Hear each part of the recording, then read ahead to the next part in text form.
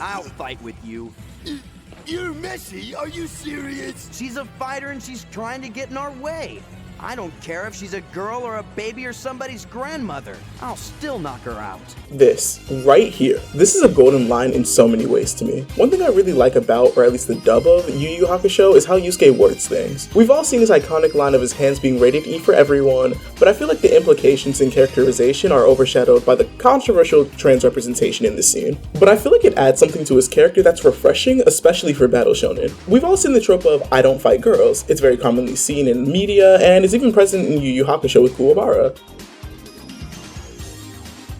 And while it can be and has been used effectively for storytelling in cases like Sanji, I always kinda hated this trope. It's sexist, and it just makes stories worse in my opinion. But when I was younger, I never truly understood the reasoning behind the trope. Growing up as a boy, hitting girls was always discouraged, which isn't a bad thing, don't get me wrong. Of course, as a small child, I didn't have the knowledge of why everyone tried to discourage boys from harming women, but something always seemed off about it to me. Because when I was in daycare, them girls were vicious, but after attacking boys, they would run and say, it's illegal to hit girls. But typically, any person's reaction to being attacked would be to defend themselves. Now that I'm older, I understand why we were discouraged more so, abusive relationships and stuff like that. But as controversial as it is to say, why? If a woman comes up to me with intent to harm, why should I not defend myself? Now, let me clarify two things. I'm not saying I want to hurt women, nor am I encouraging it. I'm not one of those equal rights, equal left kind of guys, like, ew, don't like that. And I'm also not trying to imply that men who won't raise a hand against women are problematic, misogynistic, or anything of the like. I have nothing but respect for men who have a personal rule like that and unwaveringly abide by it. My issue is the societal implications behind the taboo. It's not, I shouldn't fight because that's violent, because boys, at least in America, are often encouraged to be violent. The implication, or at least how I read it, is that compared to men, women aren't equals. If you're an adult, you wouldn't slap a baby because they got cranky and hit you, at least if you're sane, oh my god. I use this analogy because of how the trope is often written. There's always the underlying implication from the guy that I could end you if I wanted to, but I'm a gentleman. One of my all-time favorites, Detective Conan, has done this trope. In one movie, the villain was found out to be a woman, and she was prepared to scrap with one of our main characters, Mori. He hit the whole I don't hit women shtick and got mollywopped. But remember when I said the whole I could end you if I wanted to thing? The same thing happened here, because after she was distracted for a moment and Mori decided to actually fight back, the fight was over. Granted, Mori's an absolute beast, but my point is that in these male-female fights, the woman is rarely treated as an equal combatant. Let's look at Naruto, for example. Unless your name is Sasori or Shikamaru, if you're a man fighting a woman in a plot-relevant fight, chances are you're going to win. Neji versus Hinata, Sakura versus the Sound Trio, Tamari versus Sasuke. Now, granted, the skill levels and situations weren't balanced with many of those situations, but don't you find it odd? In all the fights mentioned, it's always the female character that can't measure up to her male opponent, and that's extremely frustrating, because spoken or unspoken, it's almost treated like a rule in anime. Not only does this inhibit what your female cast is capable of, but it's just really not fun to watch or read. Hence why I find Yusuke so refreshing. Now don't get me wrong, Yu Yu Hakusho is a series literally just about men beating each other senseless, and only a few women ever get the chance to shine in combat. So why do I like Yusuke's wording so much? Of course he outright says how he feels, anyone can get it, anyone can run it, but throughout the series he stays consistent with that viewpoint, which I feel elevates the series and its storytelling. He doesn't disparage someone's fighting ability because she's a girl, or anything along those lines. His specific word is fighter. When he stepped in for Kuwabara to fight Homegirl, he said, she's a fighter and she's trying to get in our way. When Keiko was being targeted by Susaku, he didn't say that he wanted to protect her because she's helpless, but because she isn't a fighter. Stay down and watch the end of Keiko's movie.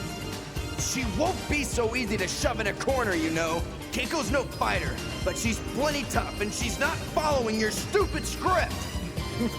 He says, Keiko's no fighter, but she's plenty tough and she's not following your stupid script. She's not, and neither am I. His first thought in an altercation isn't about status, race, gender, etc. His only thought is, do you need that? When he said it doesn't matter who, he was so dead ass. And while the imagery of him squaring up against a baby if they're a fighter is hilarious, I want to discuss how this ideology carries into his other relationships. When Yusuke meets his master, Genkai, he is by no means respectful of her in general, but the one thing he does acknowledge, after being forced to, is that she's a competent combatant. Even though they would often get into spats, mostly due to Yusuke's issues with authority, there was always an inherent respect that he had for her as a person, because begrudgingly, he understands that she knows better. Another thing is, when Yusuke pokes fun at her, the comments aren't rooted in the fact that she's a woman, it's that she's old. After what I learned from the old lady, tell me, you crazy old hag!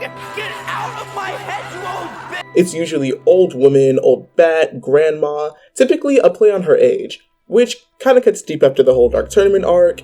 But speaking of the Dark Tournament, which was basically a super rigged death tournament against our main characters, it highlights how treating your female cast with respect when facing a male opponent will make your story better. Genkai has several fights and some great moments in the tournament. She wrecks house, she gets tricked, and she gets pressed. She's treated like every other person on her team, as a fighter. And venturing outside the tournament fights, the way her main plot in this arc was written is refreshing, especially for this era of anime. The conflict between Genkai and Toguro was framed in a way that didn't demean her identity. Genkai couldn't stand up to Toguro because she didn't abandon her morals like he did. Instead of hoarding power and trying to cling to the past like Toguro did, she grew old. She lost to him because she put her faith in the next generation, not because she wasn't an equal combatant or incompetent. Even Toguro repeatedly says that if she stayed as she was, she would be incredibly powerful. Was increased this time. See the power you could have had. Is that all you have left? You and I used to be nearly equal in strength, and now look at you. And the series shows that through her experience and power in the tournament fights. But even though Genkai knew that her end would be near if she gave her power to Yusuke, she still did it. She held true to her own ideals and was allowed to act accordingly in the story. And when Yusuke finally inherits her power and defeats Toguro, it's such a powerful moment because of what was given and lost to achieve this moment. It's powerful because we, the audience, can resonate with Yusuke and how he's feeling. He lost someone he respected deeply, a teacher, a role model, hell, you could go as far to say a friend. You can feel his heart shatter as he couldn't even bear to think about losing her. This is how I want to see women written in battle shonen. I want them to have agency. I want what they do to actually matter. I want to see a character and be able to be invested in them, what they feel, and what they think. I feel like the show achieved this with Genkai, and it was further supported by Yusuke's worldview, because it set the stage for how these kind of fights will be handled. The gender of the opponents doesn't matter. If you want to run it, run it. It's just so refreshing to have a character that has a mindset that somewhat, this is still early shonen, so I can't get too ahead of myself, paved the way for good storytelling with its female cast. Yusuke is loud, reckless, hard-headed, and vulgar. But most importantly, he's real. At the end of the day, when you step, he doesn't care who you are. You could be the prime minister and still catch those hands. The best part is, that's just him. There's no backstory, no reasoning, no justification. That's just who Yusuke is as a person, and it's beautiful. Because he views everyone the same, and will act accordingly. He's a true equalizer.